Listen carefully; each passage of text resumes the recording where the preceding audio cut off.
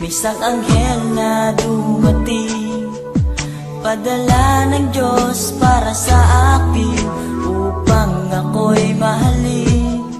At kung ikaw ay masaya, sige tumawa ka.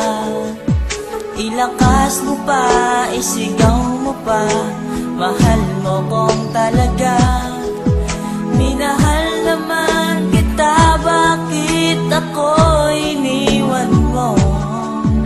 Now I realize to make apologize, wala kang kwentang girl, ayoko na sa'yo.